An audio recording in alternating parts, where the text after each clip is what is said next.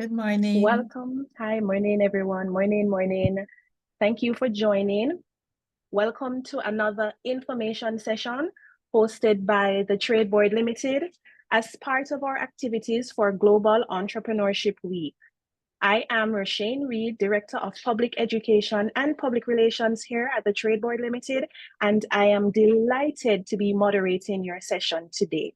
Before we dive into today's session, I want to take a moment to reflect on yesterday's engaging session, which provided invaluable insights and sparked lively discussions about the value and usefulness of Export Jamaica to exporters, manufacturers, and potential exporters. Today, we continue to build on this momentum with another dynamic program just for you. So at this time, I am particularly pleased to invite my colleague, Miss Althea Matthews, Acting Trade Administrator and the CEO of the Trade Board Limited, to bring greetings. A round of applause in the chat, please, for Miss Althea Matthews.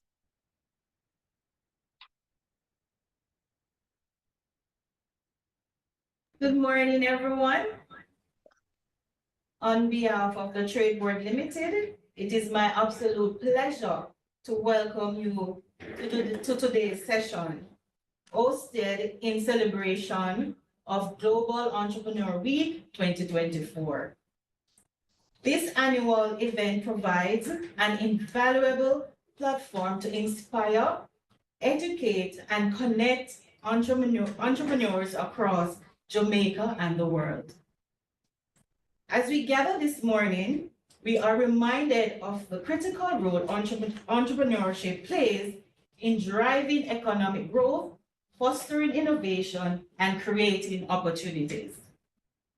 The Trade Board Limited is proud to contribute to this mission by equipping our business community with the tool, knowledge needed to thrive in an increasingly competitive global market.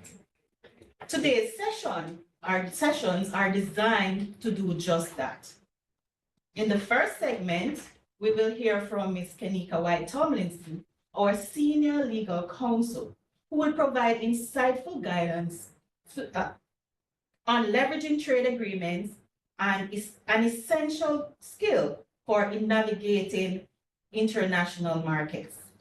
Following that, Mr. Akeem Thomas, Administrator in the Export Unit, will take us through an application process for obtaining a Certificate of Origin, a crucial document for exporters aiming to capitalize on opportunities. So, participants, I encourage you to make the most of these sessions by actively engaging with our speakers and asking questions. These interactive sessions are aimed at to capitalize on trade opportunities.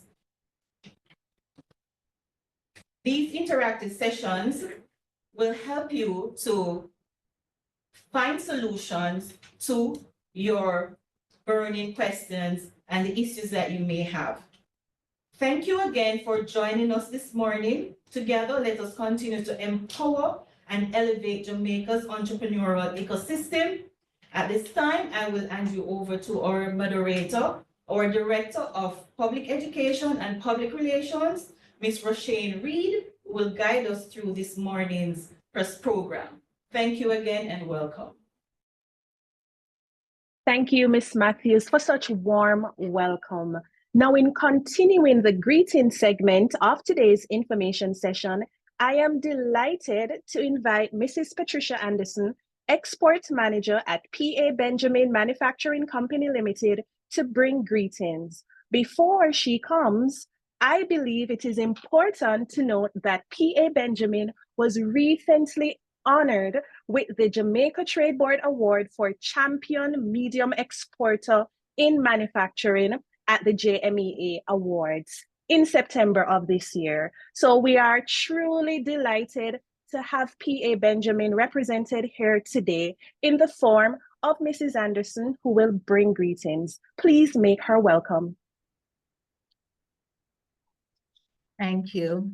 Distinguished members of the Trade Board, esteemed guests, and fellow stakeholders in Jamaica's trade landscape, good day.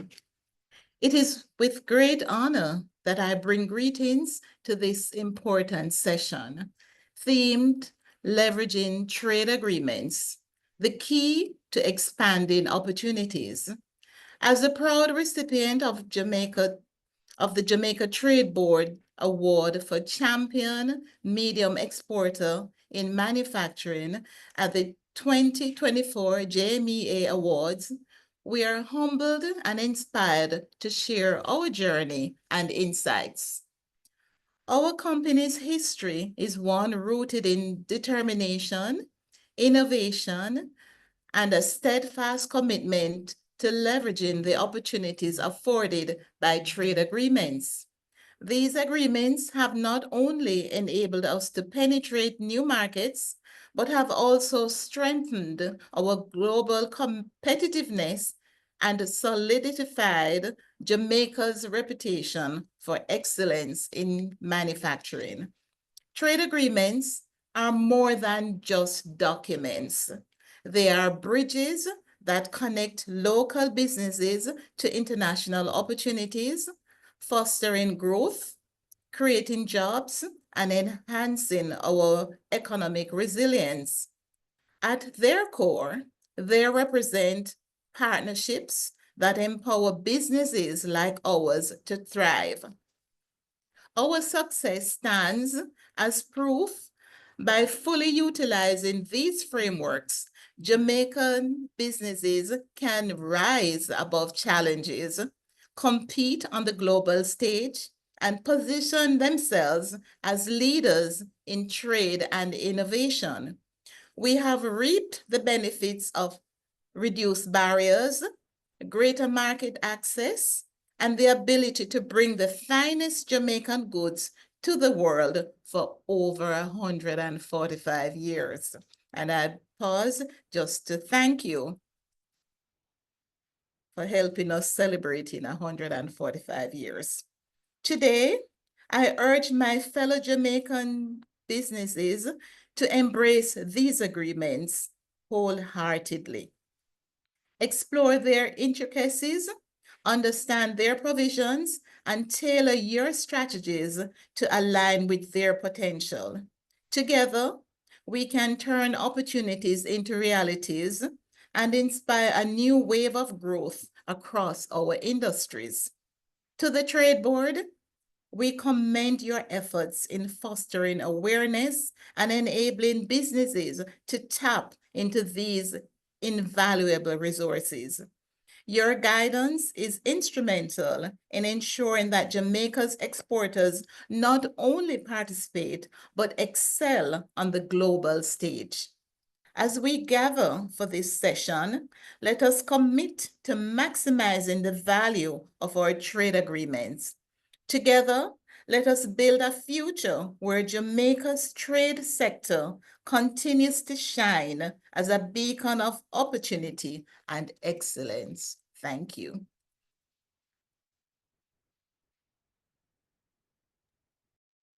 Thank you so much, Mrs. Anderson, for such pointed and invaluable words of wisdom as it relates to the trade agreements. I particularly liked the aspect of your greetings, which focused on the value of the trade agreements and your encouragement to other exporters to tap into the benefits of the trade agreements. Thank you so much for that.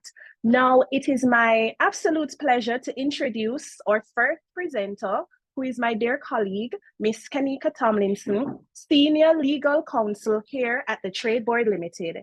Kanika Tomlinson has been practicing law for over 16 years in the private and public sectors. Since 2013, Kanika has been providing trade, technical, and legal advice to the Trade Board Limited, except for a period where she was seconded to the CARICOM Secretariat. Kanika is knowledgeable and quite au fait with the various areas of trade agreements, particularly as it relates to goods logistics, shipping, and trade facilitation. Today, Kanika will engage with our exporters gathered here on how to leverage trade agreements for greater business success. Ladies and gentlemen, join me in welcoming Kanika Tomlinson.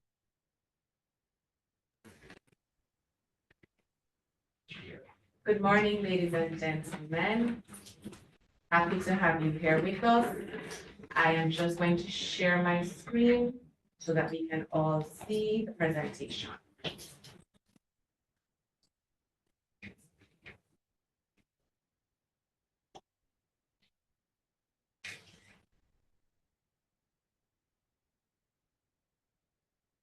So whilst we're trying to get the presentation up, I particularly like P.A. Benjamin's connection to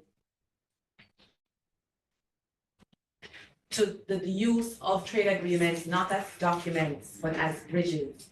And so I encourage you that while throughout my presentation today, that you can think of it not as a document and what is necessary to get the certificate of origin, which is the actual bridge, but more as a useful tool that a bridge serves. And so my topic specifically this morning is leveraging trade agreements to tap into existing and potential markets.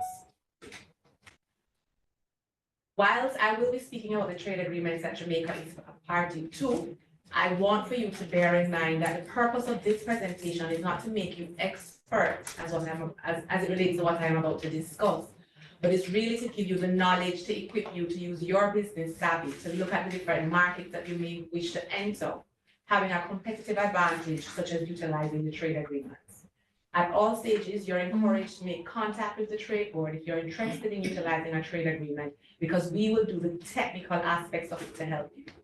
And so I would just want to, once again, encourage you to listen as best as you can, but know at the end of the day that we're not asking you to be technical experts. It's really just to provide you with some business savvy information that can get your brains thinking or exploring further markets if it is that you already use some of them. Learn new markets for your business that you can benefit from as a competitive advantage. And so the topic of my specific presentation is leveraging trade agreements to tap into existing and potential markets. So before I do that, I'd like to tell you a little bit about the trade board.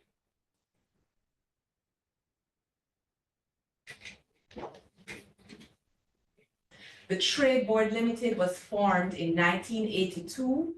It is an agency under the Ministry of Industry, Investment and Commerce. It's managed by a board of directors. Our current chairman is the Honorable Danville Walker. It is headed by a trade administrator / CEO, and our current trade administrator is Dr. Hugh. The Trade Board Limited, through the trade certificate of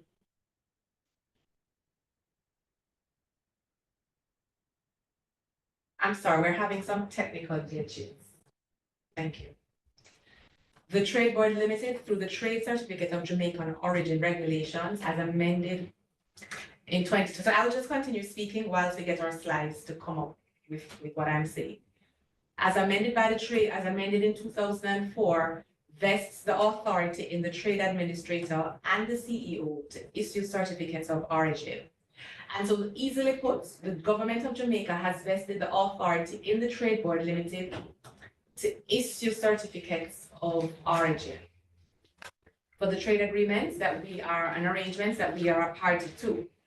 And just for you to, as a layman's term, to understand what a certificate of origin is. A certificate of origin is a document, or in the words of P.A. Benjamin, a bridge that determines the rule of our origin that is stated in a trade agreement. And so if it is that your product qualifies under the rule in the trade agreement, then you'll be issued a certificate of origin, somewhat similar to a passport. So it verifies the country of origin that the product is coming from that can benefit under the trade agreement. So just to look at our current landscape, in October 2024, we would have issued certificates of origin, and we just want to help you to have a better understanding as to what our current landscape looks like in terms of usage of certificates of origin. This pie chart shows that as at October 2024, for the month of October 2024, we issued 85% or 261 certificates of origin for the CARICOM region. We issued 10% or 29 certificates of origin for CBI, so that's our arrangement with the US. And then we issued 4% or 13 certificates of origin with the arrangement we have under Canada. And we issued 1% or 4 certificates of origin for the under the general system of preferences, which is developed countries. And so as I go through the presentation, I'll explain to you what each trade agreement is about and who are our partners and how you can benefit. But the long and short is that for the month of October, we issued 307 certificates of origin. But these are not the only countries that we have trading arrangements with. We also have with the Dominican Republic, Costa Rica, Venezuela, Colombia, and Cuba. And as you will see on your screen to the right-hand side in red, there were no certificates of origin issued to these countries. Let's look at a comparison as to over the years for up to October as to how certificates of origin have been issued. And so whilst I'm going through this, I'd like you to bear these things in mind whilst I take you through the steps of what the trade agreements are. So you will see that in 2018, we issued 4,000, so the government of Jamaica would have issued 4,400 certificates of origin. So what that means is that Jamaican exporters who were utilizing trade agreements would have benefited and had a competitive advantage in the countries of imports that they use the trade agreement for those products, for using the 4,400 certificates of origin that were issued. In 2009, we issued 4,012, so there was a decrease. This further decreased in 2022, which went to 3,183. It slightly increased in 2023, and again, as at current, we're at a decline. So we purposely omitted the years of 2020 and 2021 for comparison because we know those were COVID years, and it perhaps wouldn't given a true reflection considering the shipping hazards that we were having, the challenges in sourcing raw materials, and so it was expected that trade would have been low. And so those 2 years were omitted. Okay, so let's look at the driving factors for entry into a market. As business persons, you know the main factors for entering a market. First and foremost, you want to generate profits. The second thing you tend to look at, or the second main thing you tend to look at, is whether what you're supplying can satisfy that particular market demand. And then the third thing that should comfort you is that you actually have a competitive advantage in the market that you're entering. And what trade agreements do is that they give you that advantage. And this is the reason why we're pushing the usage of the trade agreements. Now let's talk about trade agreements. In order for us to leverage them, we need to have a better understanding as to what they are.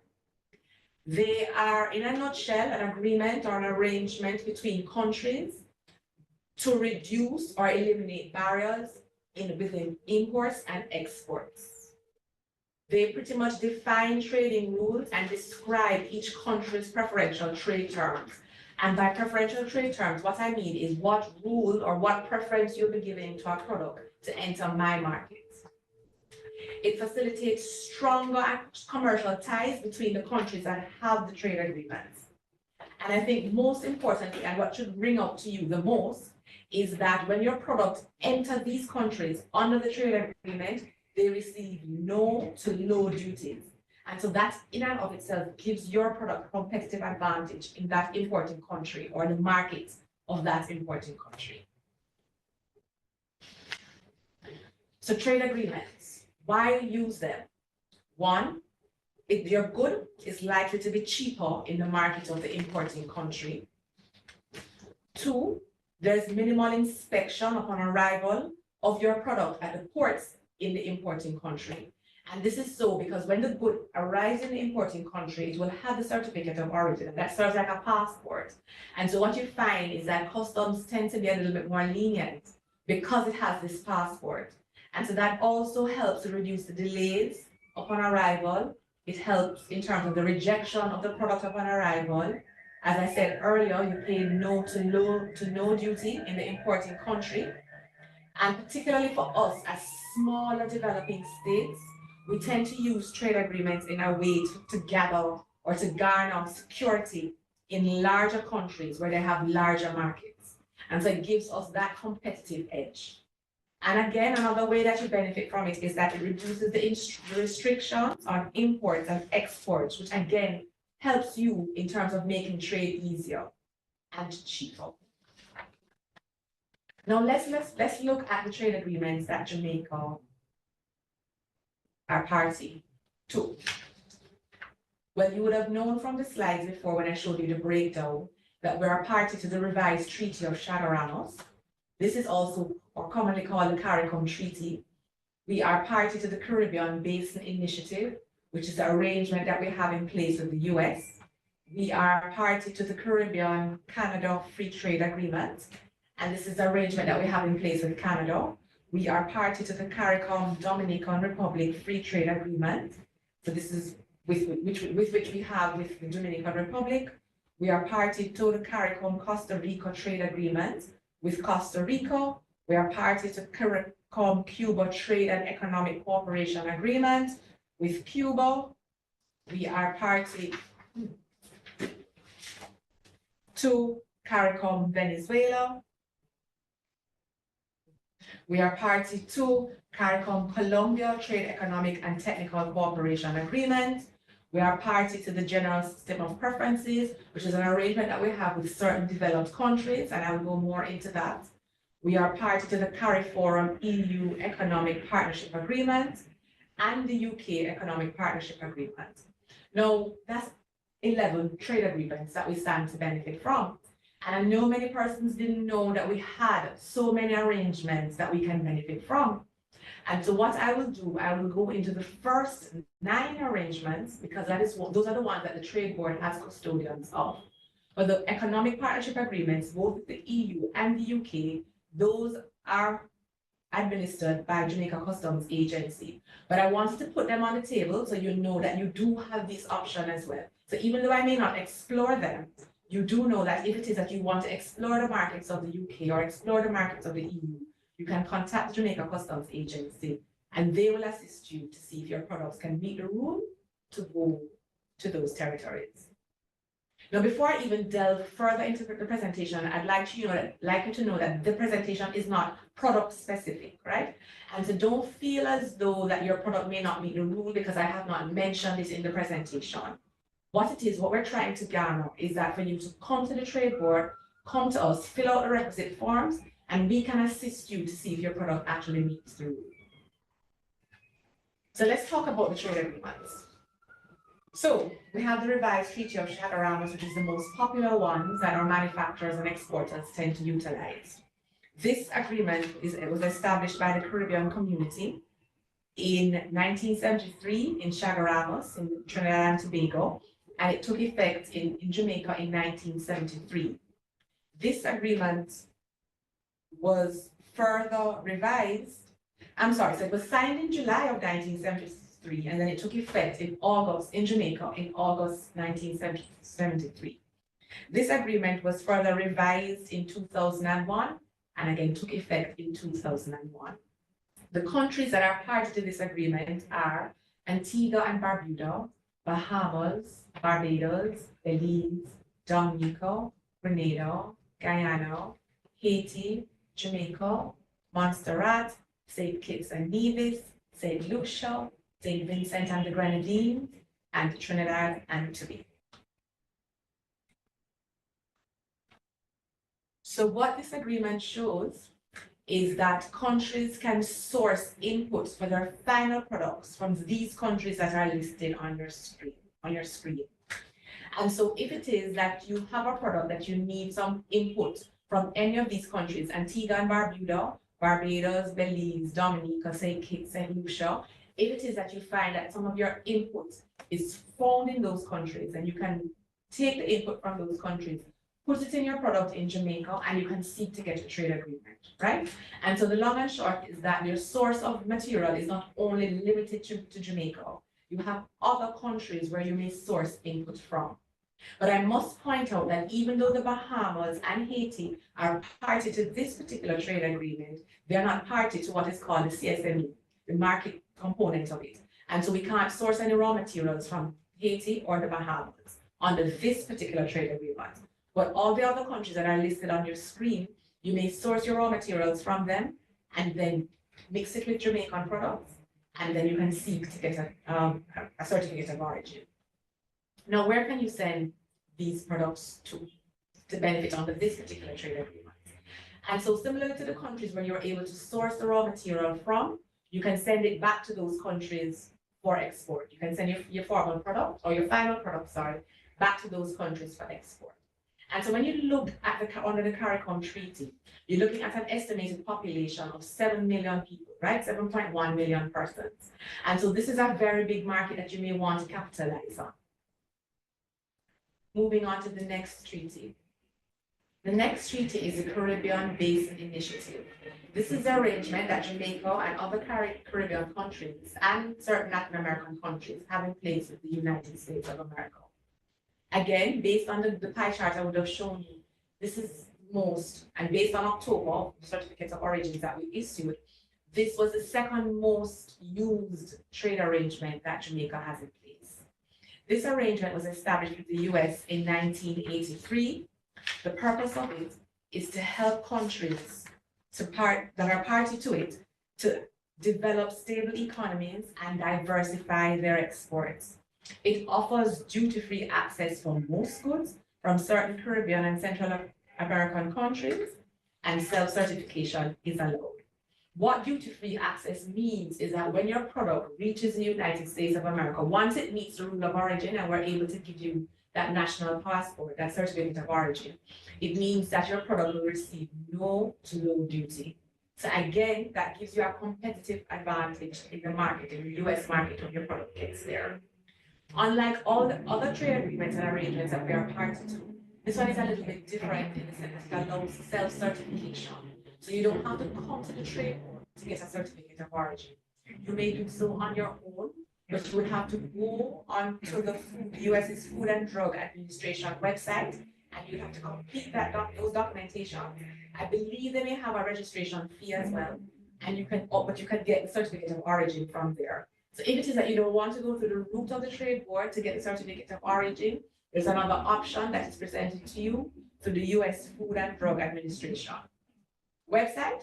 Complete the form and you can obtain your certificate of origin from them.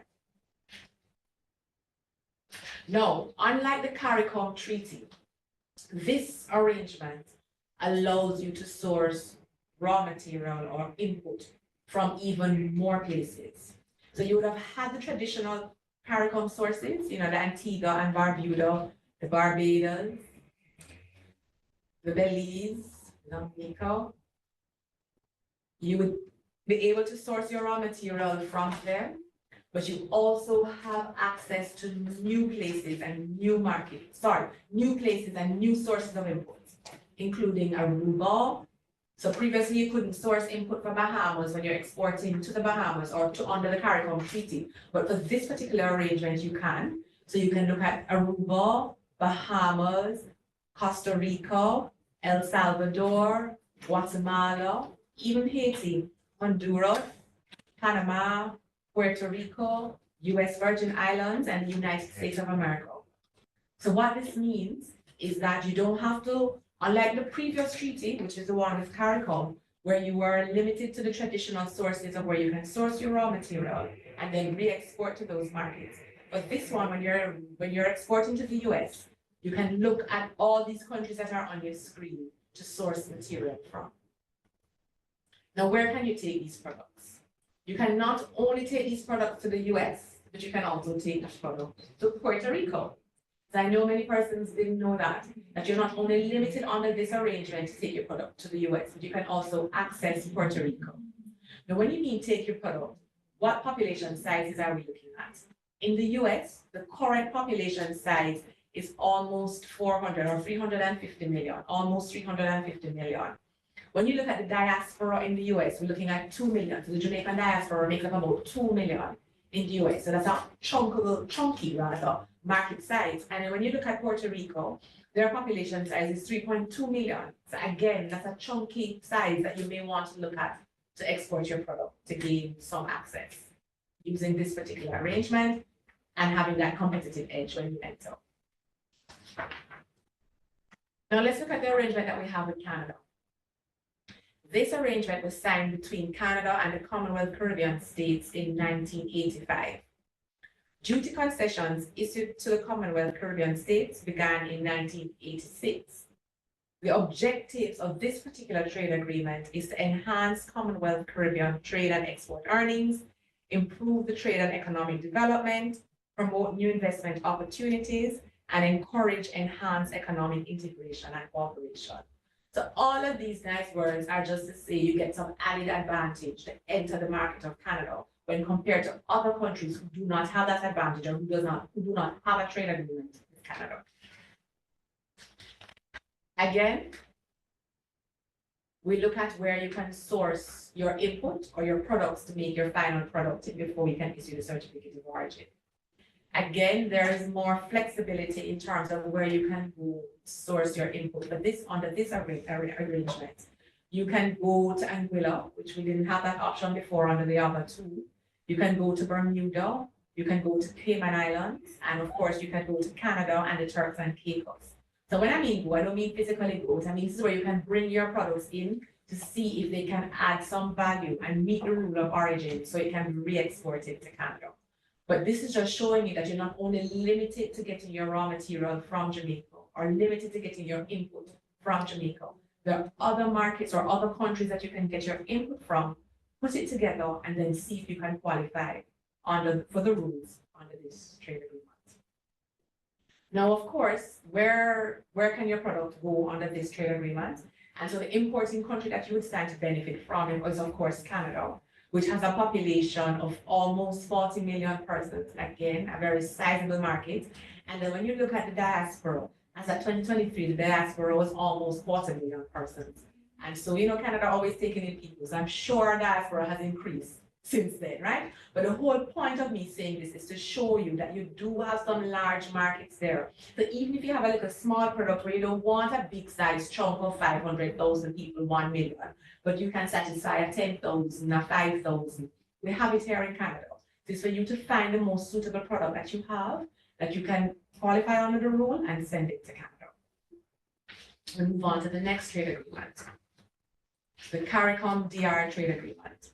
This was signed in August 2022, 1998 by CARICOM states and the Dominican Republic. It provisionally entered into force in Jamaica in December in 2001. And what you find is that most Jamaican products and produce exported to the Dominican Republic are eligible for duty-free access. So what eligible for duty-free access means? It means that when it gets there, it receives low to no duties. Again, giving you the competitive advantage to perhaps a similar product from somewhere else that does not have this trade agreement in place with the Dominican Republic.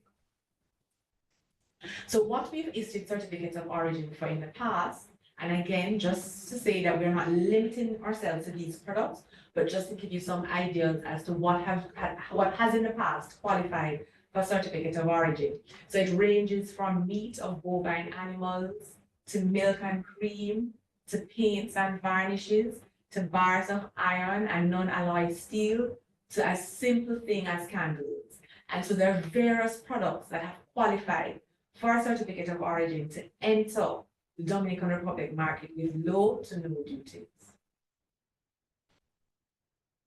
And so similarly to the other agreements, you can access raw material or input for your final product from the regular CARICOM countries and of course, the Dominican Republic.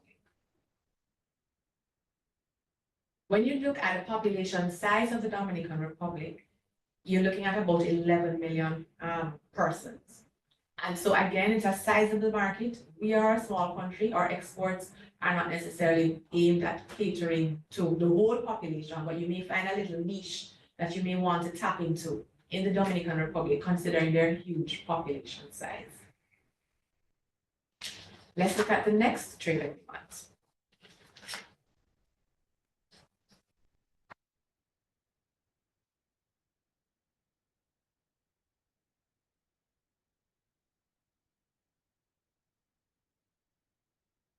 And so I am missing a slide, and so I just want to go back to the Dominican Republic for a minute.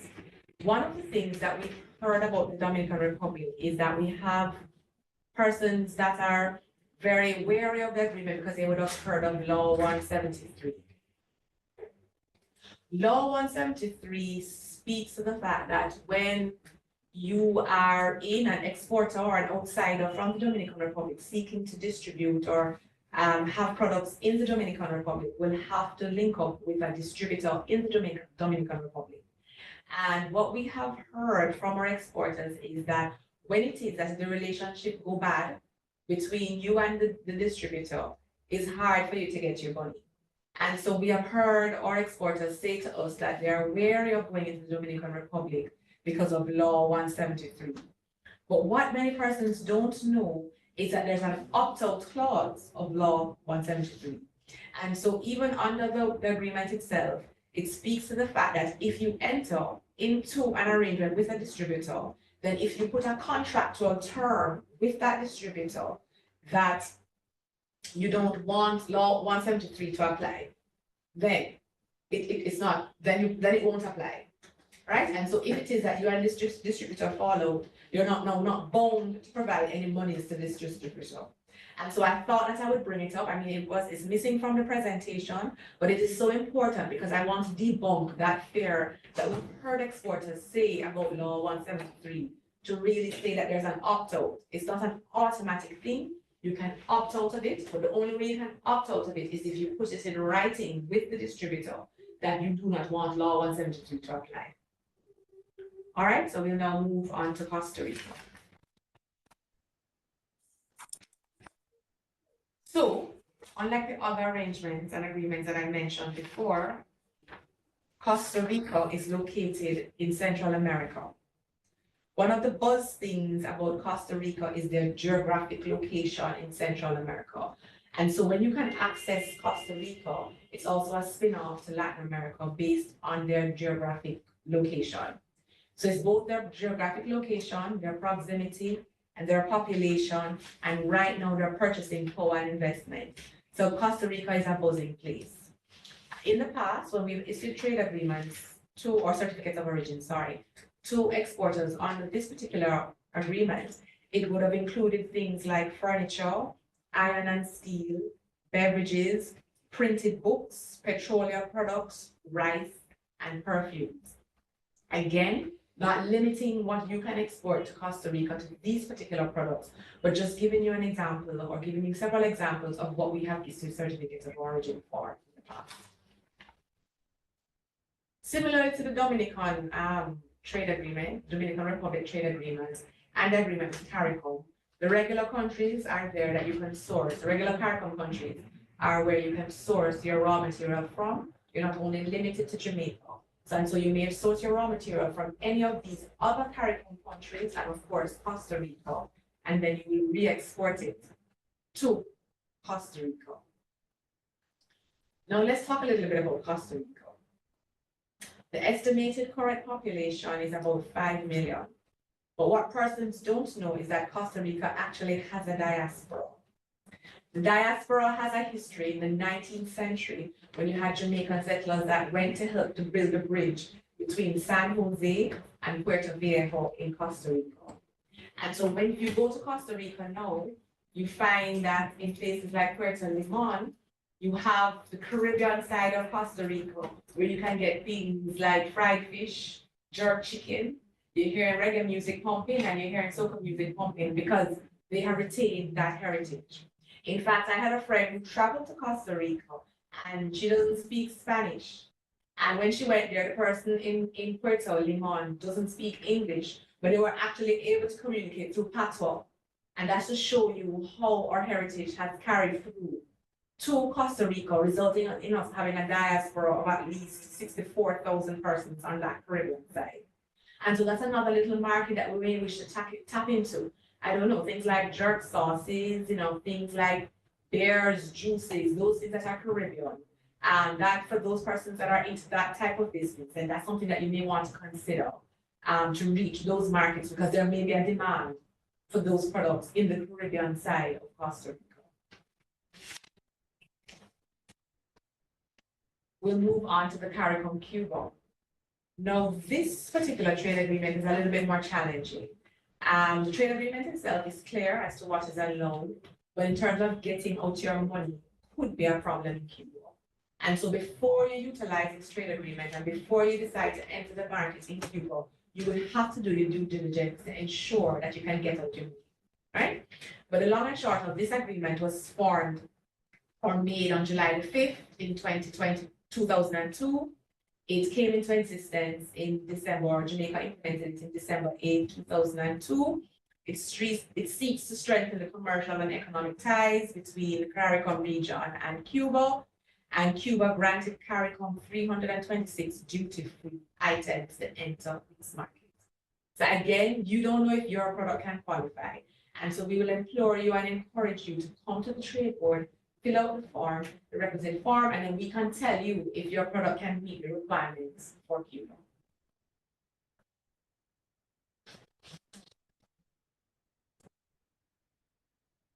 So similarly to the Dominican Republic, Costa Rica, and the CARICOM trade agreements, you can source input for your final product from any of the CARICOM countries that are listed here, and of course, Cuba.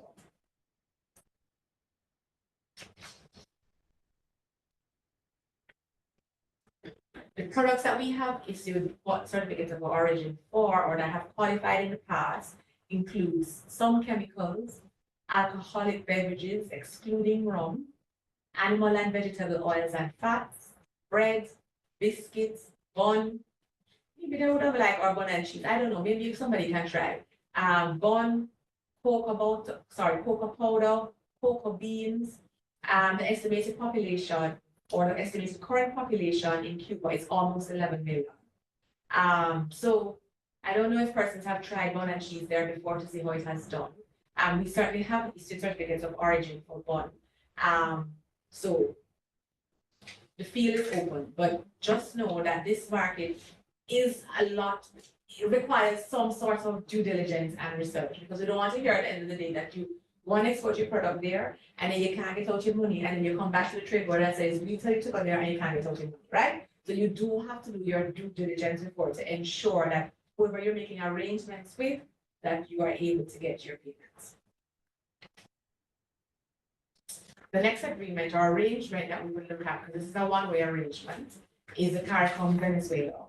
Now, this arrangement was signed in October 1992 and entered into force in Jamaica on the 1st of January 1993.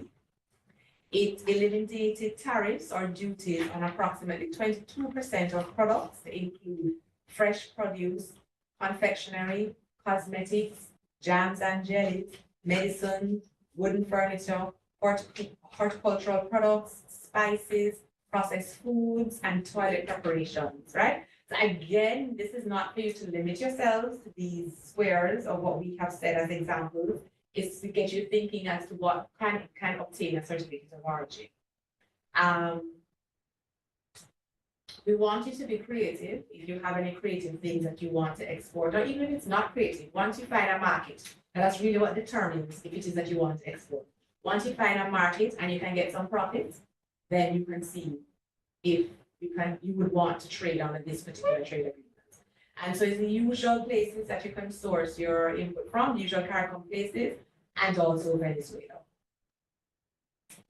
The current estimated population for Venezuela is 28 million. Again, a very big chunk of our population that perhaps you may want to look into and do some due diligence to see if you can tap into that market. The next trade agreement we'll look at is the Colombia one. And it is one of the most underutilized trade agreements, because I will show you in a later slide as to what the population size is like. This agreement was signed in 1994. It was ratified by Jamaica in 2006. It provides duty-free treatment for selected products. And duty-free again means when it reaches your country, when it reaches Venezuela, it receives low to no duty. And similarly, when their products from Colombia reaches Jamaica, it also receives low to no duty. So you can source your raw material or your input from the usual CARICOM countries plus Colombia. Now, the reason that we say that trade agreement is particularly underutilized is because look at the market size. Colombia has about 52 million people. And in terms of the shipping line, it's one straight line down from Jamaica to Colombia. And so the logistics shouldn't be hard to get your products down to Colombia. But what we found is that many persons didn't know about the trade agreement with Colombia. And so if it is that you are interested in entering this market, I'm sure you don't want to capture the whole 52 million. But even a little 10,000 or 5,000, I mean, it's a huge market. It's a huge market that exists in Colombia. So you may want to look into that. And again, we at the Trade Board are paid to assist you. And so don't think you have to do it to try and work out under the trade agreement to see if your product can qualify. Trade agreements are very technical, very boring, and very hard to understand. Let us do that work to see if we can help you to see if your good can qualify. GSP. Now, the General System of Preferences is an arrangement offered to Jamaica and other developing countries by a number of developed countries. What it seeks to do is provide preferential market access by granting duty concessions on specified products. And preferential market access again means low to no duties when the product is determined to be of Jamaican origin and it enters these particular markets.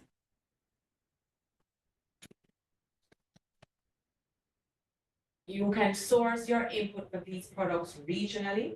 And so what you may find is that when it is that you have one particular product, you may find that it meets the rules for several trade agreements. And so you're not only limited to trading, for example, under the CARICOM Treaty, but your product may meet the rule for the CBI, it may meet the rule for Colombia, and so you may wish to trade with those other countries as well, keeping the same product. So even if you have a product now that you're trading under the CARICOM Treaty, you may wish to expand the market depending on where you are in your business process. You may wish to expand the market to other countries, right? The rule may not necessarily be the same, because trade agreements tend to differ. But you may, even in the difference, you may still meet the rule. And so you may want to explore other markets with that same product that you have. And the GSP is no different. Now, the GSP opens up the floor to markets outside of the Caribbean, outside of South America, outside of Central America, to Europe. So in the past, there have been certificates of origin issued for Australia, Belarus, Canada, even though we offer the Caribbean. And so what it is that you actually have an option to see if it is that there's preferred treatment or your product can meet the rules under the GSP or it can meet the rules under the Caribbean. But the long and short is that your product have the option of seeing which one makes it better for you in terms of entering Canada. Even though we have the agreement in place with the European Union, which is administered by Customs, we have still issued GSPs or certificates of origin using the GSP for spaces like Belgium, Spain, and Italy. Again, it gives you the option to compare if this particular arrangement works better for your product and easier for you to meet the rules than if you were to go the route of using the CARIFORUM EU Economic Partnership Agreement that's administered by Customs. And so there is Iceland, there is Japan, there is New Zealand, and so all these places that are highlighted in blue are places where we have issued certificates of origin under the GSP. There is Norway. If you feel like sending something to Russia, then you can send it there to Russia, Switzerland, Turkey, and of course the United States as well. But again, there's another arrangement that we have in the United States called the CBI. Again, so you can see if it is that the product may not meet the rule under the CBI, but who knows, it may meet the rule under the GSP, and so you can seek to qualify there and enter the US under this particular trade arrangement instead of the arrangement that we have with the CBI.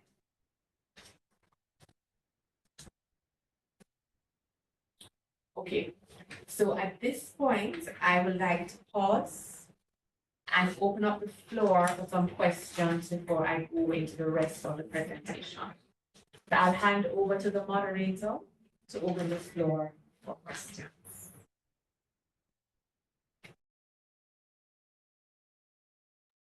Thank you so much, Ms. Tomlinson, for that detailed first part of your presentation. Now we are at the point where we will take any questions that you may have. You may place your questions in the chat, or you may raise your hand and wait to be acknowledged. Do you have any questions so far for Ms. Tomlinson?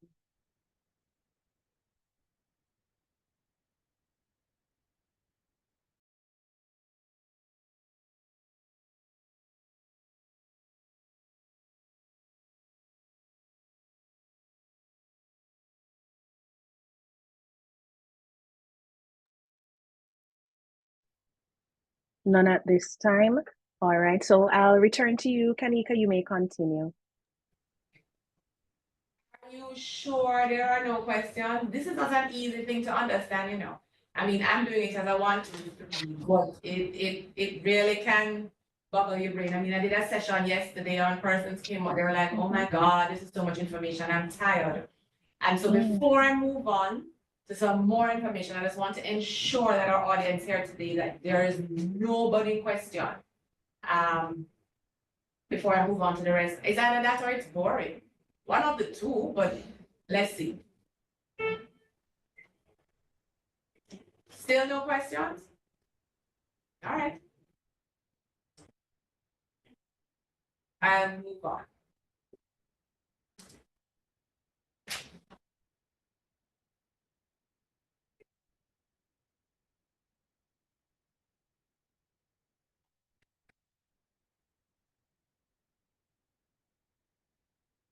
Sharing.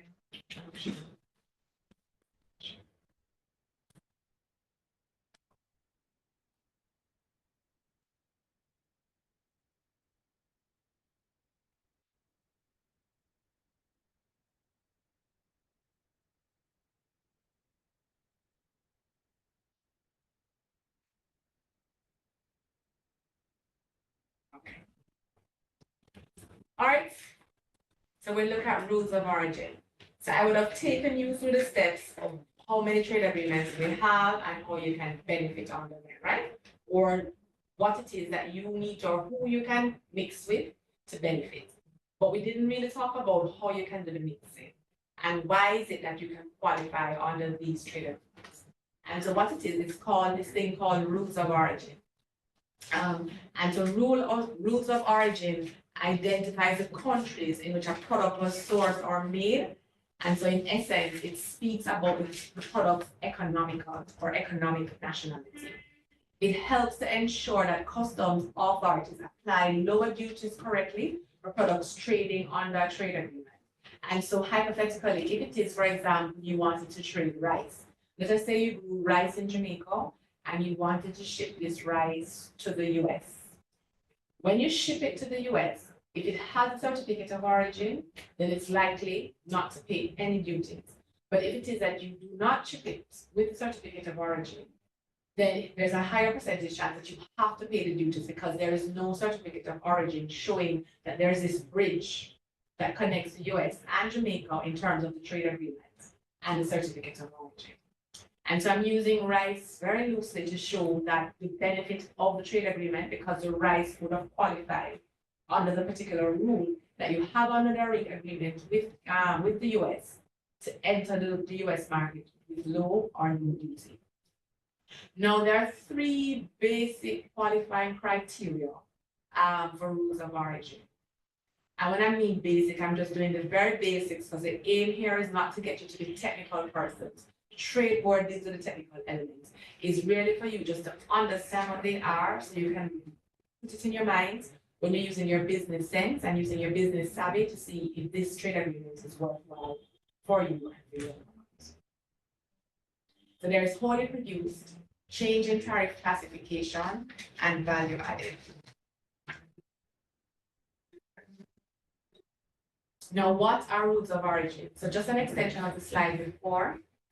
They're used to determine or establish the source of a product, right? So how it is the US will know that the product is coming from Jamaica and should be able to get the benefits. Jamaica would have looked at the product, Jamaica being trade board, trade board looked at the product, determined the rules of origin, issued its national passport in the certificate of origin, and then it ships to the US. When US Customs see the certificate of origin, then they know, oh, okay, this is one of the arrangements that we have in place with Jamaica, and so the product should not receive low to no duties. Right?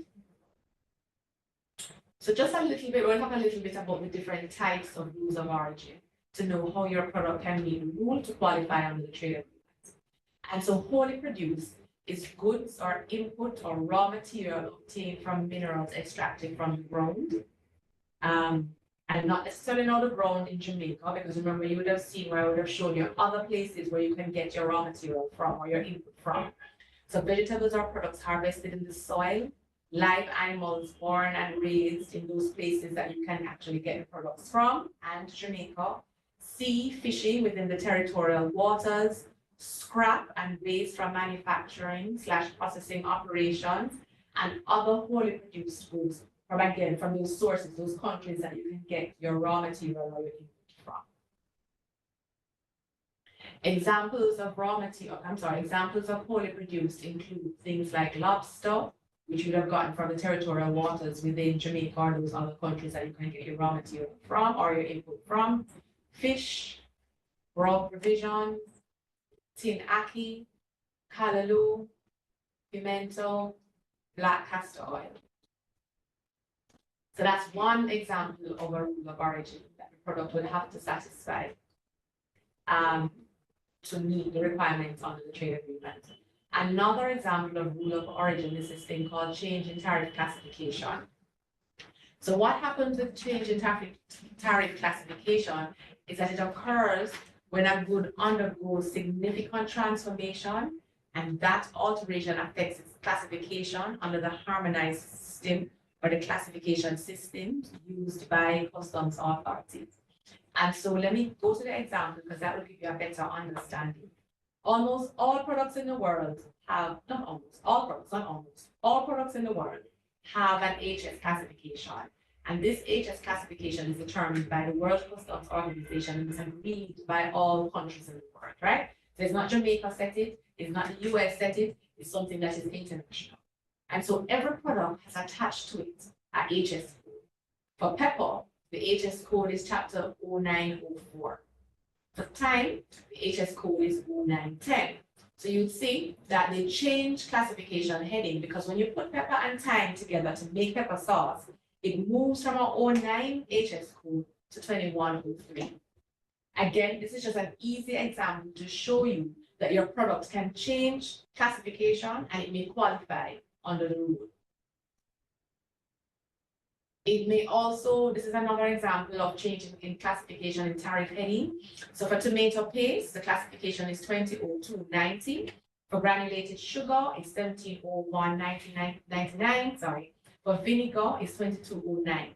So you would have seen here where these three products, so we're aiming to make ketchup, right? These three products all have different tariff classifications. And when the final product is created, it has an even different tariff classification. So again, the rules in the agreement set out where it is that if it changes in terms of classification, so where you started out, and when you keep adding the input and creating the final product, if the final product changes from the input products, the heading, the tariff classifications of the input products, then your product may be able to classify or maybe able to qualify rather under the rules. So again, we don't need you to sit down and work this out. Come to the trade board, we have the technical expertise. And we will work it out and share it with you so you know if you're not classified or qualifies, under a change in tariff heading. Then there is a more complicated rule of the value added rules. In this rule, we look at percentages and what percentages should apply to what. And so you have things like produced from raw materials where the value of extra regional materials used do not exceed 65% of the export price of finished product. Production in which the value of extra regional materials used do not exceed 40% of all materials used, and various other variations of the value added rule. Now, again, this is perhaps one of the more complicated rules, and we don't need you to work it out.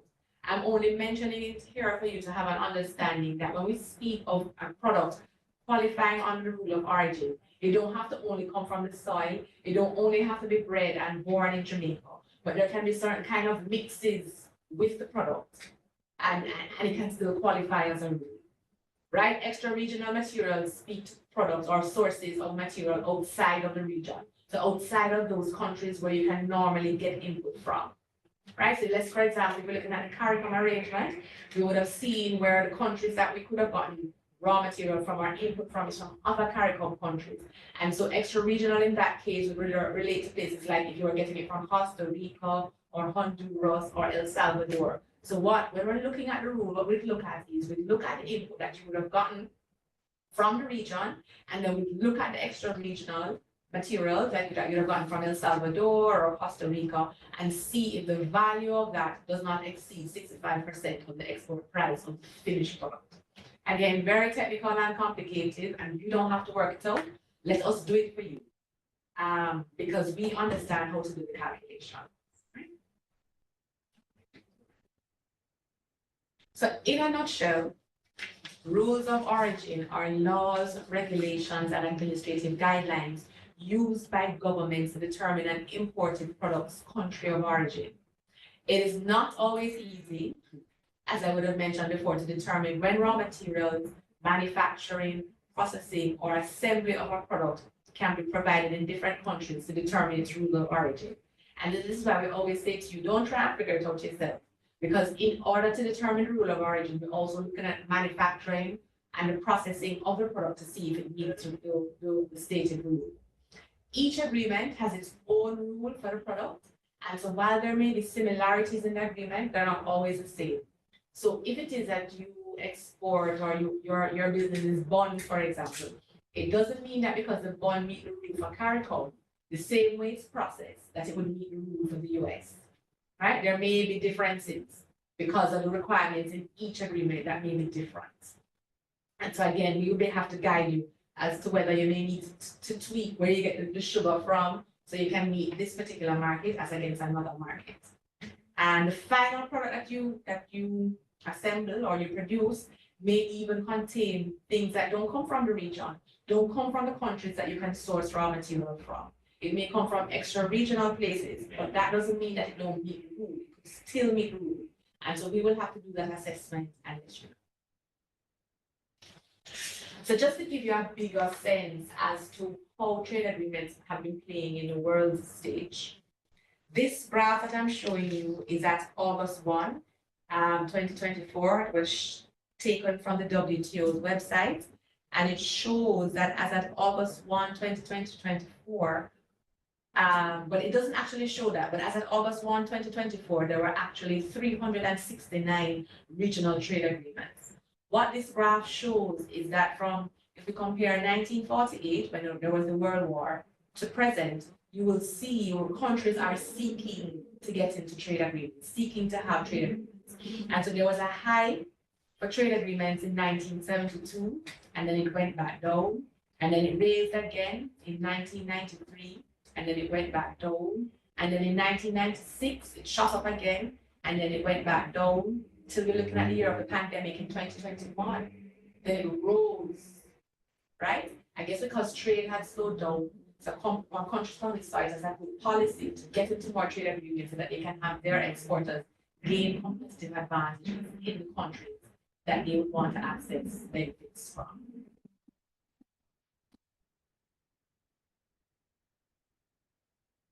Let's look at the biggest users of regional trade agreements, again taken from the WTO. So the EU has 46 trade agreements. The UK has 38 trade agreements. The EFT states, which include Iceland, Liechtenstein, Norway, and Switzerland, so pretty much those countries, those European countries that are not a part of the EU, they have 35 trade agreements. Chile has 31, Singapore 28, Turkey has 26, Panama has 18. We, Jamaica, we have 11, and we're barely struggling to use the 11, but we have these trade agreements in place. And so I put this slide here to show you that there must be a reason that countries are agitating or going towards utilizing trade agreements. They have seen where you can get the benefits, the competitive edge for the product when it enters those markets that we have trade agreements with. And so those countries have sought on behalf of their exporters to put trade agreements in place with various countries so that their exporters can benefit from the use of these trade agreements. For me, Panama was very interesting because Jamaica is seeking to be a logistics hub. And Panama is already positioned as a logistics hub. And so it will be interesting to see if we may need to be capitalizing on more trade agreements if it is that we're supposed to blossom into this logistics hub that we're hoping to benefit from. All right, let's look at this slide that I took from the US. And so this slide practically tells you how trade agreements can help.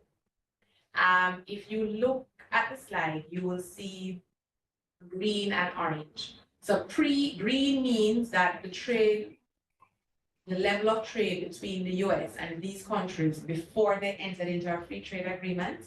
And orange means the level of trade with these countries after they entered into a free trade agreement.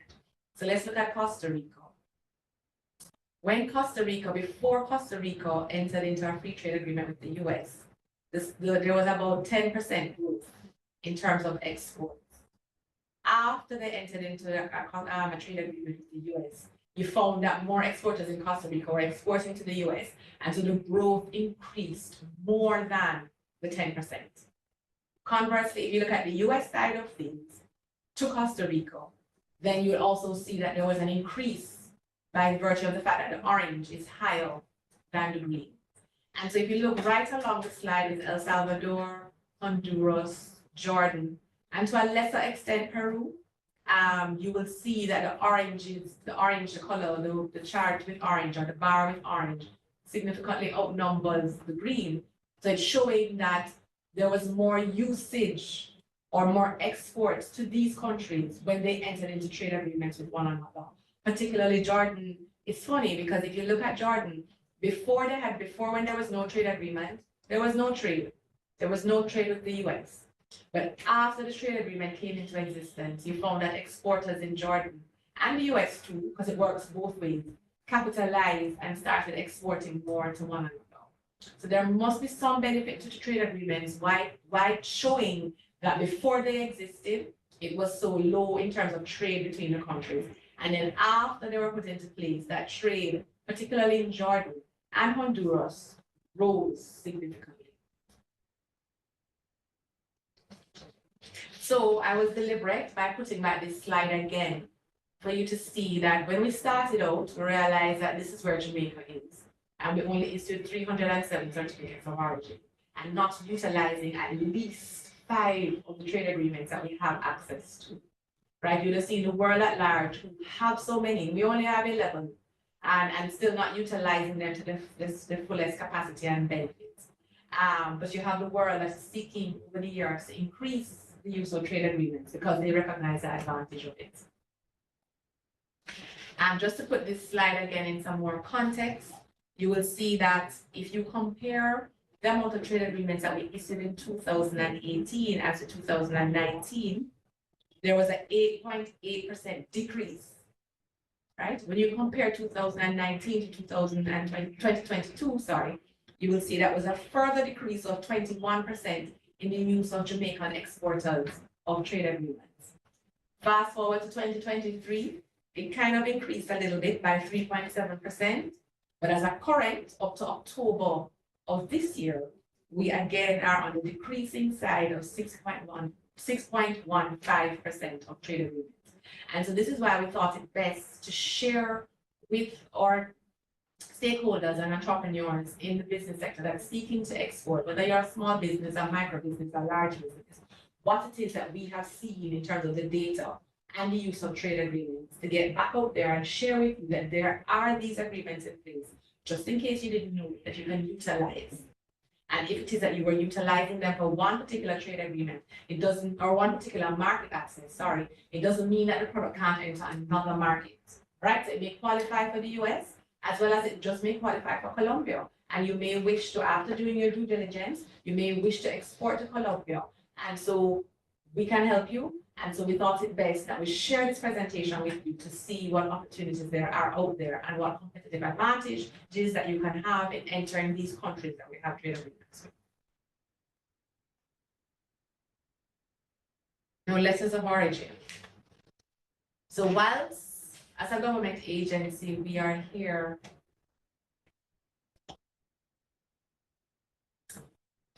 to facilitate you in any which way that you can we do recognize that you may want to export your product or enter a market that does not fall under a trade agreement, that we don't have a trade agreement with, or that your product may not meet the rule, but you still want to go to that market, and that market requires some sort of verification that the product is a Jamaican product.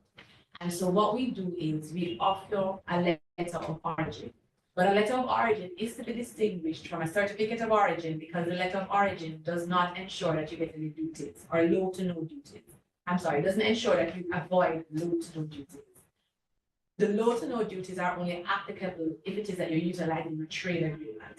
But you do find that in some countries, particularly China, you find that they want to know where the product is coming from. They want some sort of verification. And so we offer at the trade board letters of origin. Now, in the past, we have issued letters of origin to places or goods going to places like China, Curacao, Dominican Republic, Cayman Islands, Antigua, and Barbuda. And so I'm finished here today. This is the team at the Trade Board Export Certification team that works very hard to produce the certificates of origin. In the presentation that follows mine, okay, we'll go into more detail as to how you can get a certificate of origin. And again, so if you have a phone or you can screenshot, you can take a picture of this slide for you to be able to reach these persons when you're ready to start exporting and utilizing the trade. Thank you very much for your attention. And I will now turn back over to the moderator to see if there are any questions. Thank you so much for that, Miss Tomlinson. Perfectly distilled and unpacked with clarity and precision. Now, at this time, we invite those gathered here or exporters, manufacturers to field any questions that you may have. You may place your questions in the chat or you may raise your hand. That was a lot to understand and to comprehend. So if there is any particular element that you are a bit unsure of and you would like further clarity, you may go ahead with any questions that you may have.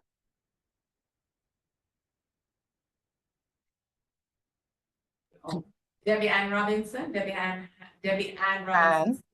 Yes, I Sure, know. go ahead. Thank you. I joined the presentation late. In fact, I saw an advertisement in the Gleaner, so I just jumped on board. I'm aware that there is Global Entrepreneurship Week, so I'm happy for this. I don't know much about Trade Board, but I had a question. It spans trade credit insurance. Is this something that you would recommend given the challenges that you were outlining for exporters dealing with Dominican Republic when their market or whoever their purchaser is unable, for whatever reason, no aspersions being cast, are not able to make payment? Is trade credit insurance something that is recommended? So in fact, the example I used was actually with Cuba. And we've never heard any complaints about getting payments out of the Dominican Republic. It is Cuba. Whilst I'm not an expert in that area, I can guide you to Exim Bank, who has special facilities in place as it relates to Cuba. And I remember attending one presentation by Exim who encouraged that actually. They encourage that you do have trade insurance. And so I remember the floor was, we had business persons and they were like, but that's again one added layer as it relates to trade. But the Exim Bank representative was at pains to explain that, it may be useful, like any insurance in the long run, if things are of such a nature where you're not able to get payments. And so whilst I don't want to speak on the matter as an expert, I would say that I have heard that from the experts, particularly as it relates to trading with Cuba. Thank you for that. And just full disclosure, as I spoke, I should have said I am from Exim Bank. Okay. And because in this space and forum, I don't have the opportunity to speak to parent ministry entities. So I just wondered in this space with exporters online, if that would have been something that would yield more interest. But thanks for clarifying that it's not Cuba. That is not Dominican Republic, it's Cuba. Thank you. Thank you for your question, Debbie Ann Robinson. Are there any other questions?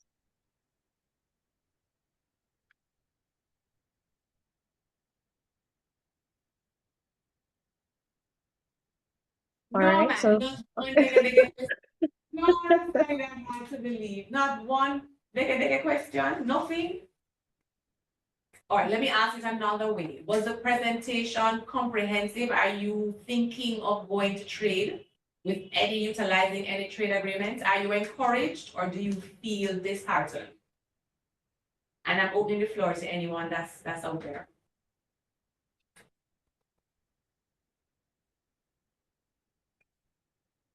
Even if you don't want to speak, you could raise your hand. I'm seeing persons in the chat. You could raise your hand or you could write something in the chat just to indicate if it is that having heard this presentation, is it that you're now more informed to trade, to utilize the trade agreements and trade? And so why I'm asking is because we want to see if our presentations are connecting with you, the trader. We don't want to just be presenting and have, we up here, you down here, we're not meeting your requirements. And so it would be important for us to get some kind of feedback to see if it is that we need to tweak the information that we are sharing. Is it too much if you don't understand, or if it is reaching what we want or who we want it to reach to get you out there to be even motivated to share, to trade. Oil is a hard audience. So.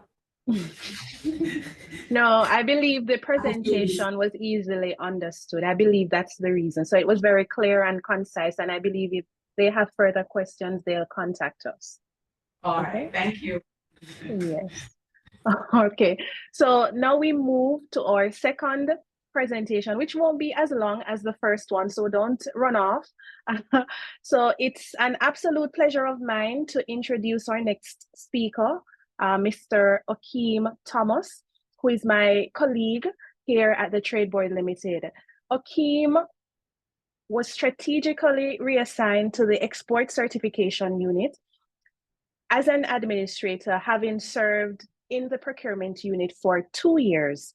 He is a seafarer at heart with a strong passion for trade and commercial shipping. Okeem has a keen understanding of the intricacies involved in the movement of goods across borders.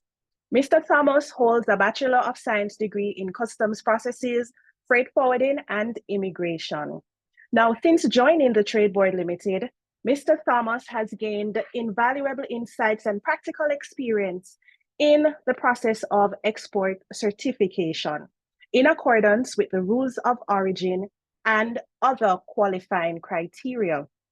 In his current capacity, Mr. Thomas is eager to contribute to the vision and mission of the Trade Board Limited through greater efficiencies in the export certification process. Ladies and gentlemen, please help me to welcome Mr. Okeem Thomas.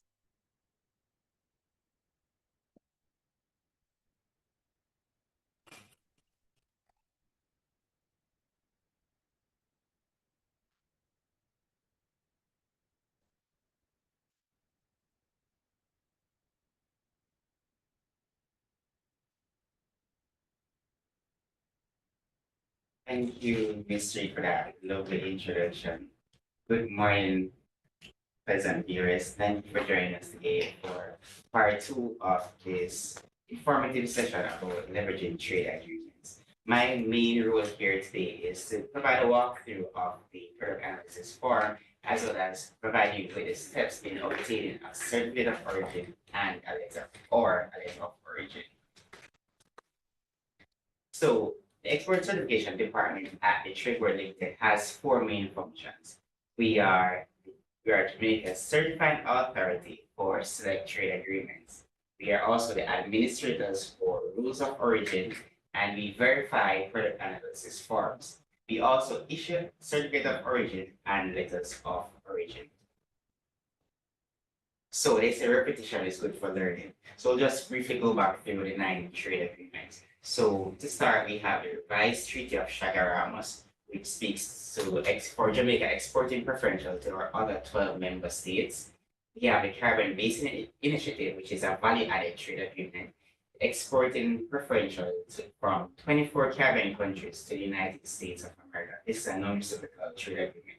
Another non-reciprocal trade agreement is the Caribbean-Canada Free Trade Agreement, which allows us to export preferentially from Jamaica to Canada. And our final value-added trade agreement is the General System of Preference, allowing developing countries to export preferential to other developed countries across the world, countries such as Australia, Norway, New Zealand, Japan.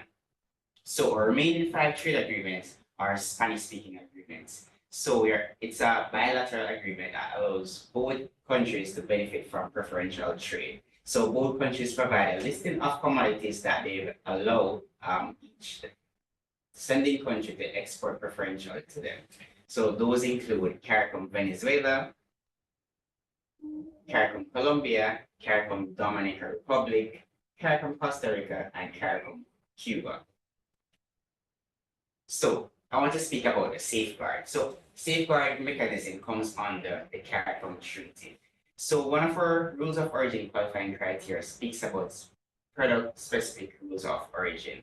So I'll use an example of fruit juice. Fruit juice falls under the heading Chapter 2009, and the rules for this heading speaks to must be produced from regional materials of Chapter 7, 8, and 1701. Chapter 7 speaks about fruits, Chapter 8 speaks about vegetables, and 1701 is sugar. So, as it will say, you must get these materials from regional countries. So if it's a case where you're say, okay, you come to the trade board, guys, you guys must be produced from regional materials, but we're unable to find it in these 30 member states.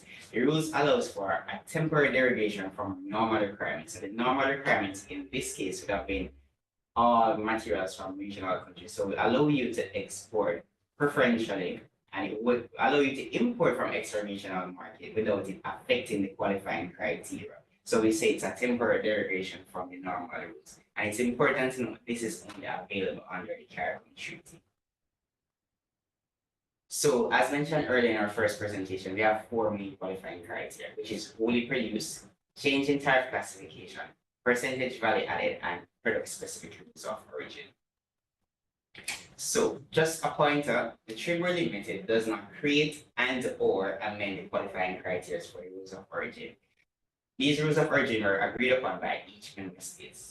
In summary, it means that Jamaica agreed to play by these rules. So it's not a case where the Trade Board Limited gets up and yearly changes the rules of origin and we hear manufacturing saying it's more complicated. No, it's not. It's been the same rules from the beginning of the treaty, and we're just here to ensure that each manufacturer or exporter conforms to the rules of origin.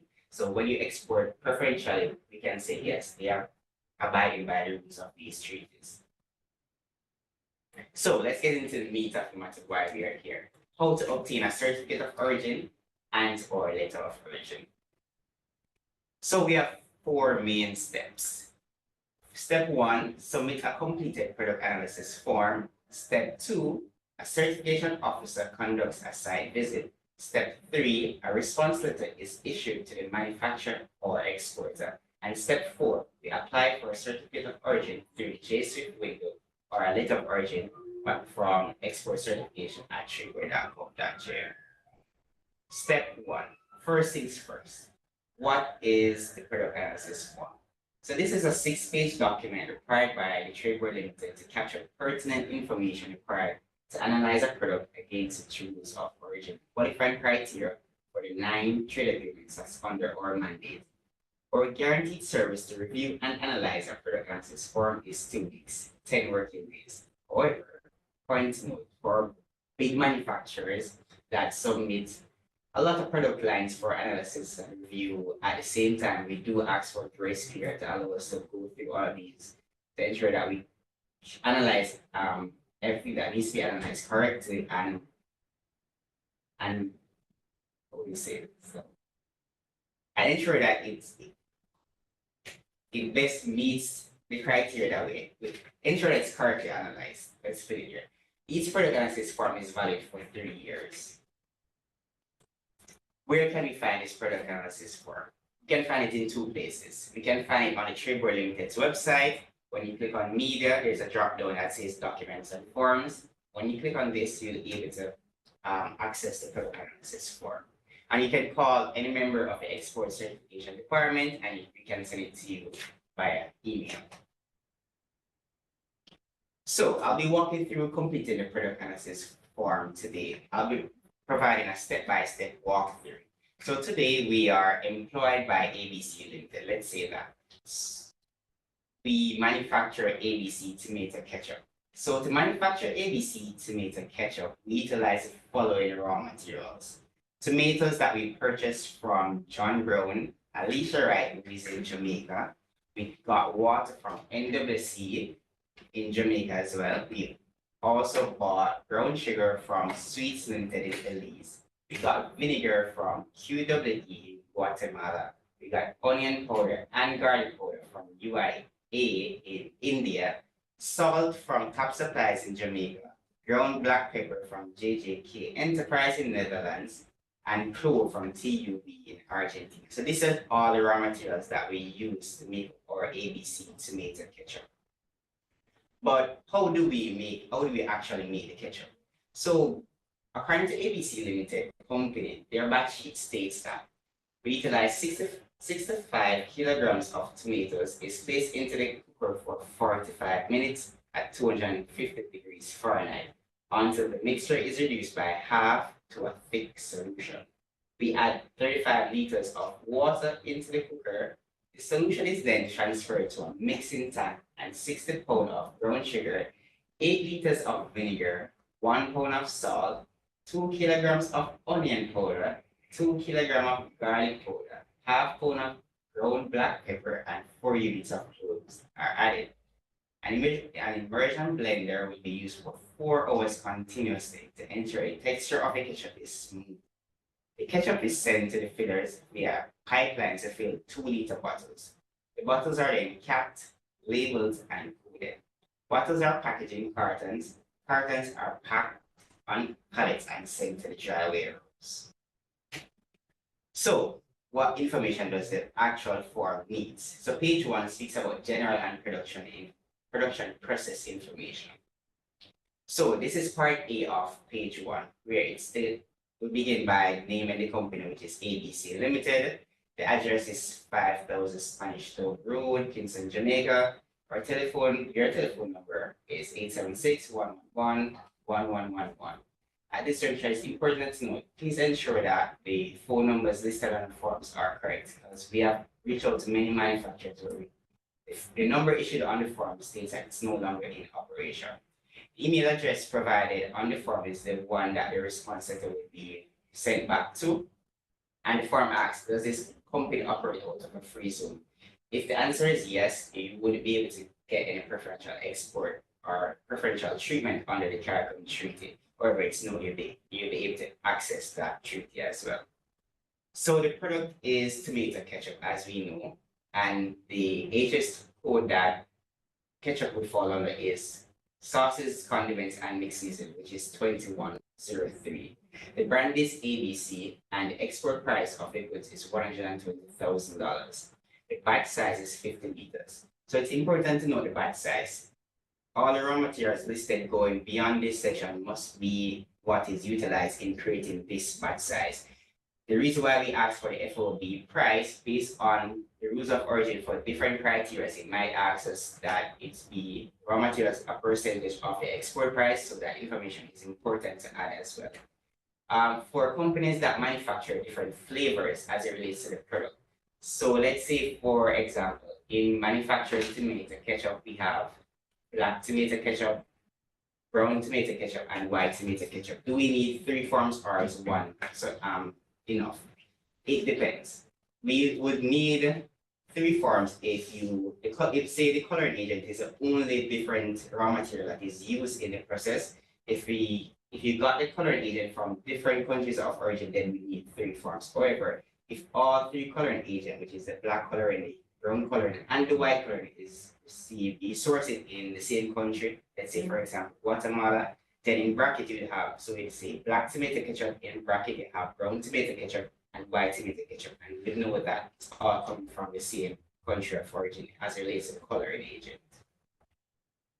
So part B of the production process information. This speaks to the method of production in manufacturing tomato ketchup. So we say tomatoes is placed into the cooker for the required amount of minutes at the desired temperature to bring the solution to the required thickness. Water is added to the cooker. The mixture is then transferred to the mixing plants where the remaining ingredients are added. An immersion blender will be used to ensure the texture of the ketchup is refined. Ketchup is sent to the fillers to be bottled. Bottles are capped, coated, and packaged for storage. So if you know, so the back sheet is what companies normally utilize to make their final product. It's very detailed, but if you look at the information that we asked for, you don't see any 45 minutes, you don't see any mention of the 250 degrees Fahrenheit, and you don't see any mention of the 4 hours of continuous mixing. We try to keep it as general as possible while capturing what we need to capture in the production process. So moving on to page 2, which speaks to raw materials components sourced extra-regionally or undetermined origin. So if you zoom in, so we'll see that vinegar, onion powder, garlic powder, ground black pepper, and clove were sourced extra-regionally. At this juncture, I believe we all know who our CARICOM member states are. So if you look, we got vinegar from Guatemala, we got onion and garlic powder from India, we got ground black pepper from Netherlands, we got clove from Argentina, meaning that none of our CARICOM regional states is listed here. So if you going across now, we see that it speaks the amount of materials per batch. Why do we need this granular information? So guys, no information requested on the form is to fluff it or to make it look pretty. All of it is quite important. So rule 2 speaks to allowing a small percentage of materials not to change the qualifying criteria. Let me use an example for ease of understanding. Let's say you manufacture a product with final heading 2103. If you utilize raw material in that product that also has 2103, it no longer qualifies under, let's say, CARICOM treaty. It can no longer be wholly produced because it's both extra-regional and regional countries that is used. It's no longer a change in tariff heading because a raw material has the same final, the same HS code as the final product, and it doesn't have a product specific rules of origin, meaning that it would not qualify under the CARICOM treaty. However, the treaty sees this and provides us with an escape. So it allows us to say that preservatives, additives, and other like substances, if utilized in the process in very small proportions, won't hinder it from qualifying under this treaty agreement. So this is the only way we're able to capture how much of it you utilize in the process. So if you realize that it's a small portion in regards to the main product that the other main raw material that is utilized in the product, then would disqualify from qualifying preferential under this treaty. So moving on to raw materials, components sourced regionally.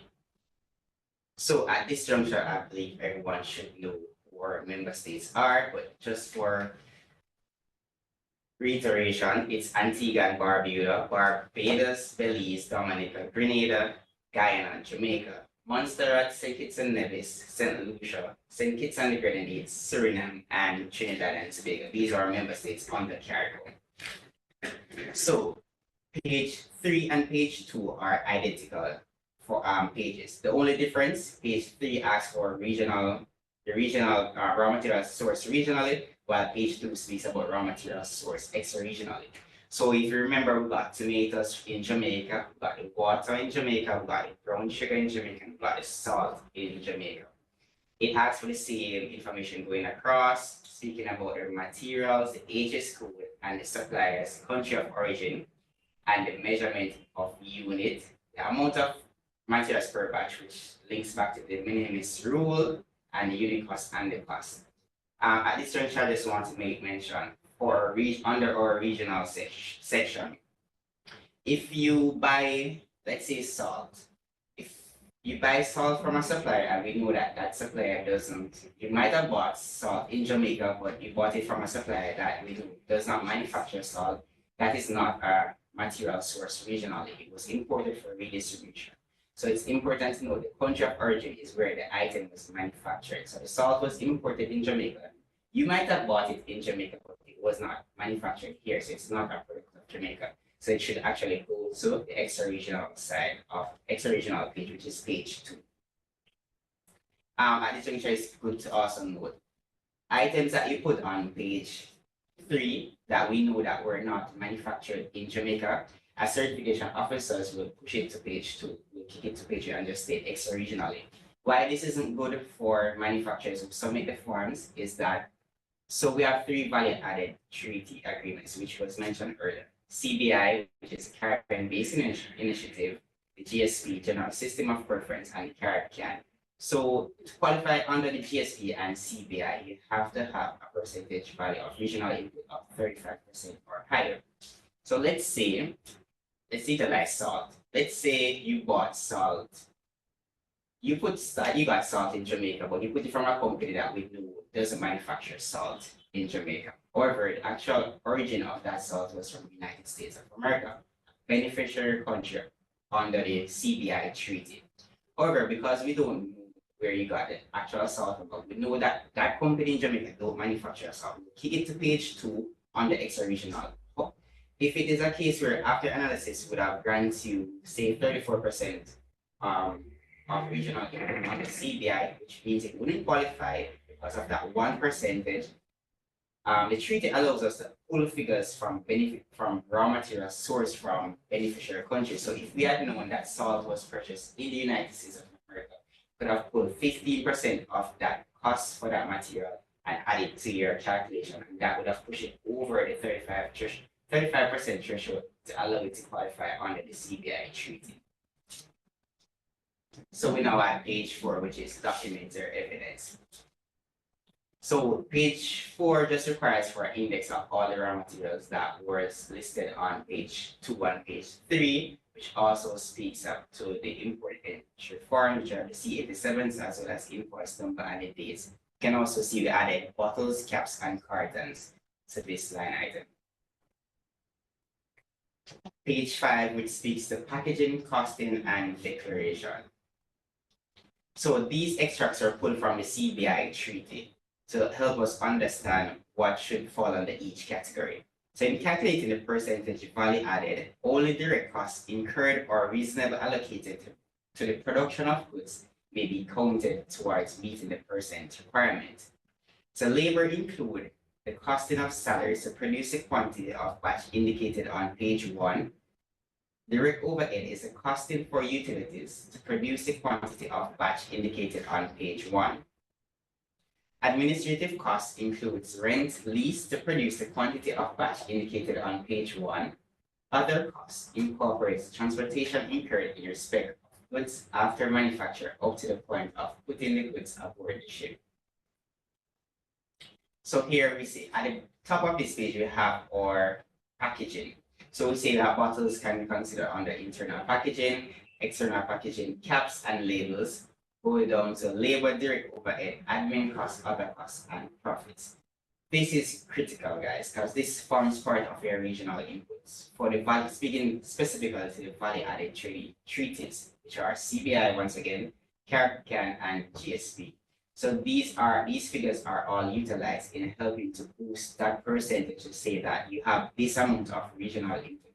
So along with all the beneficial raw materials that were utilized in the process, these figures also are, so the human labor, the costing of operation, admin costs, these are also part of a regional input. So these combine together to go against your extra regional input.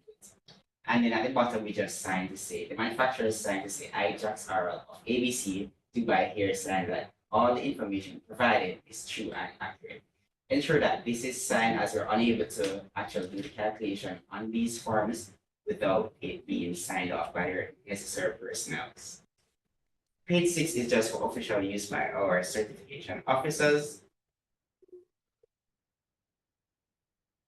And so in submitting the product analysis form, which should be scanned and emailed back to necessary personnel in the department, you also have to scan the C87s that were utilized in the process, certificates of origin, if any that was included in the raw materials, as well as invoices.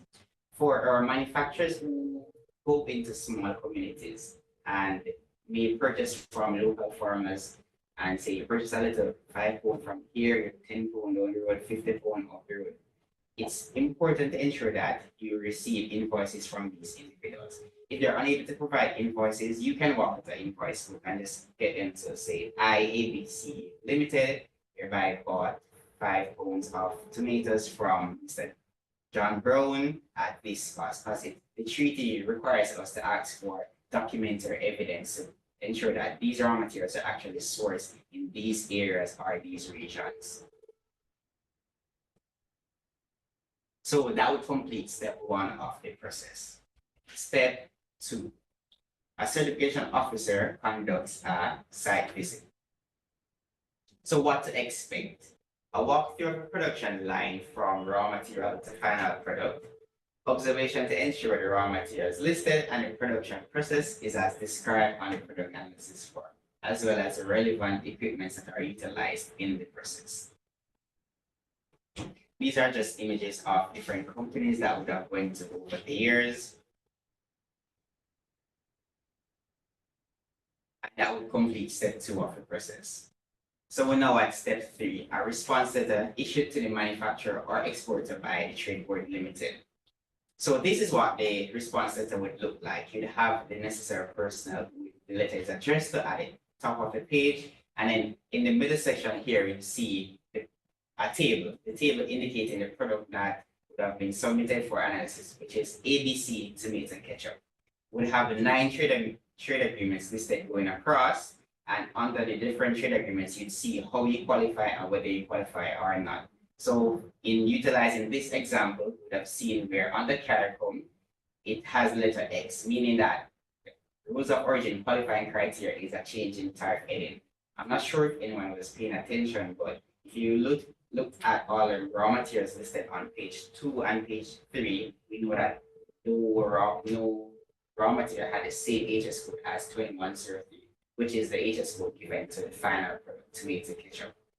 So under CBI, CARICOM, and GSP Insurance, value-added treaties, you see that we have 91% of regional input, meaning that all 3 qualify. So remember, CBI and GSP requires you to have input of 35% and over, while for CARICOM, it requires a higher percentage of 60% and over. So for our 5 Spanish-speaking treaties, these are bilateral agreements, meaning that they provide a positive list that allow different commodities to be imported preferentially. So we have Venezuela, Dominican Republic, and Costa Rica, and Cuba saying that they will allow products that fall under the HS code 2103 preferential import into their country, while Colombia said that they will not allow it. So we're just zooming into this little section here that states you are hereby advised that for any changes to the source of raw materials and or inputs for the listed products, a new product analysis form should be completed and submitted to the Trade Board Limited for further analysis to ensure that there are no contraventions of the applicable rules of origin.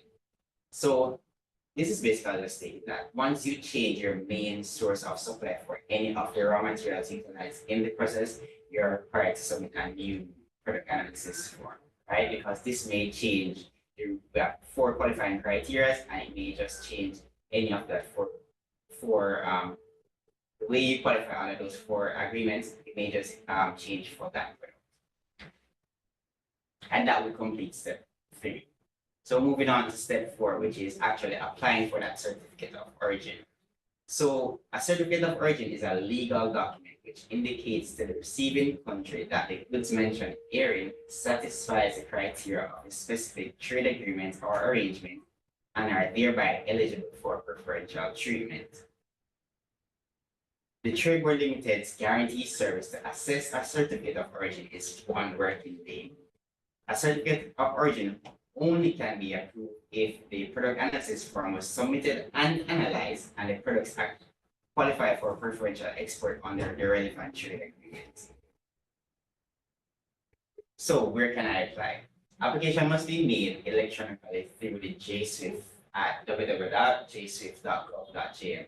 The cost for a certificate of origin is $1,000, that's Jamaican dollars per shipment, and the cost for an amendment is 250 Jamaican dollars per shipment. A letter of origin signifies that the goods were manufactured in Jamaica and are exported to countries for which we have no trade agreements with, or the product does not qualify for preferential treatment. Once again, our guaranteed service to provide a letter of origin is 1 working day. An application must be made electronically to the following email, which is exportcertification@tradeboard.gov.jm and not on JSwift. The documents required to be submitted to this email includes a company letter requesting for a letter of origin, confirmation of payment, which is actually done on JSwift, and a commercial invoice for that shipment. And the cost for a letter of origin is $1,000 per request as well. The cost for a letter of origin for an amendment is also 250 Jamaican dollars. So at this juncture, I believe we're all ready for preferential export as we step up export, seeking to bridge the gap of Jamaica's trade deficit. However, if we do need additional technical assistance, the Tradeboard Limited provides technical support as it relates to product analysis forms, understanding the 9 trade agreements, understanding the rules of origin qualifying criteria. You may request for these information through a different medium that best suits you.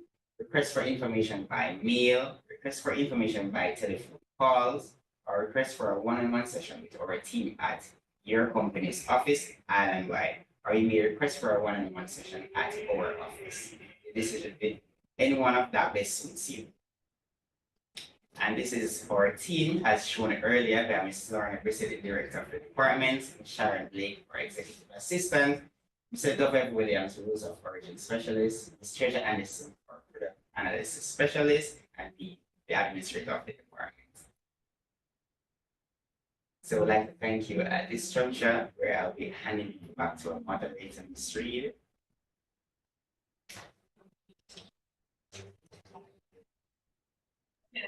Thank you so much, Akeem, for that detailed presentation and the practical tips that will assist our exporters in obtaining their certificate of origin. So at this time, I will invite questions from our participants. You may share your questions in the chat or you may raise your hand.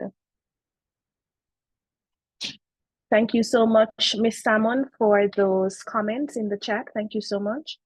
Thank you so much, Ms. Rose, for those comments in the chat.